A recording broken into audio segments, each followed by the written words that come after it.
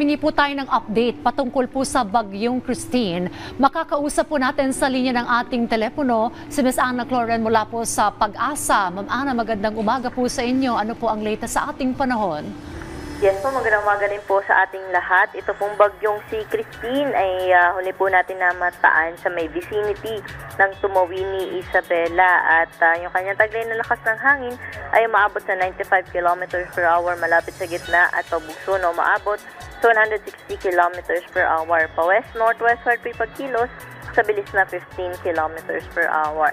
Nakataas yung ating tropical cyclone wind signal number 3 sa may southern portion ng Cagayan, Isabela, Quirino, Nueva Vizcaya, Kalinga, Mountain Province, Ifugao, southern portion ng Abra, Benguet, northern at central portion ng Aurora, Nueva Ecija, northern portion po ito ng Nueva Ecija, northern portion ng Tarlac, northern portion ng Zambales, Pangasinan, La Union, at sa may central at southern portion ng Ilocos Sur. Itong areas po na mga nabanggit natin under signal number 3, sila po yung ngayong araw ay kumbaga po makakaranas po ng lakas ng hangin, lakas ng bugso ng mga pag-ulan nitong bagyong si Christine. Kaya doble ingat po sa ating mga kababayan dyan.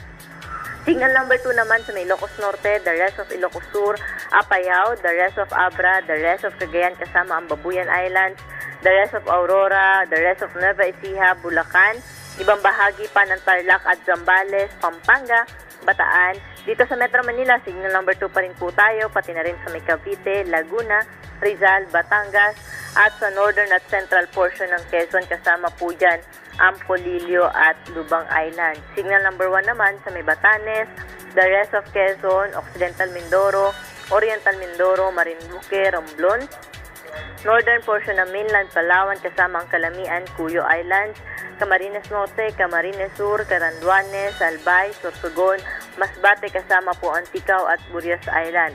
Signal number 1 din sa may Aklan, Capiz, Antique, kasama po dyan yung Kaluya Islands, Iloilo, Guimaras, northern portion ng Negros Occidental, northern portion ng Cebu, kasama po ang Bantayan Islands.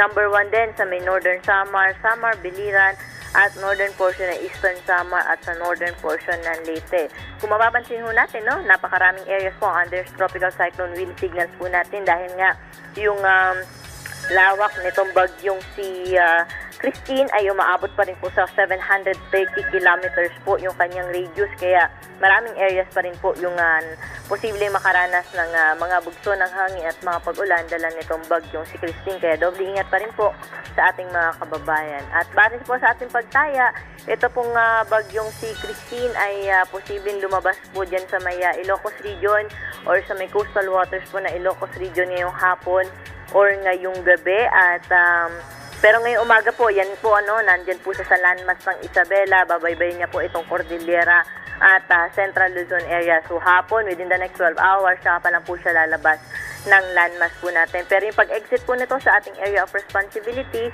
ay posible po bukas pa po ng hapon. At dahil nga nagkakaroon po ito ng interaction dyan sa may Northern Luzon area, ay nakikita natin na posible po itong humina ng bahagya at paglabas niya po sa karagatan ulit or sa may West Philippine Sea mamayang hapon o mamayang gabi ay posible po ulit yung re-intensification or posible po ulit siya na mas lumakas pa at maging isang severe tropical storm po ulit.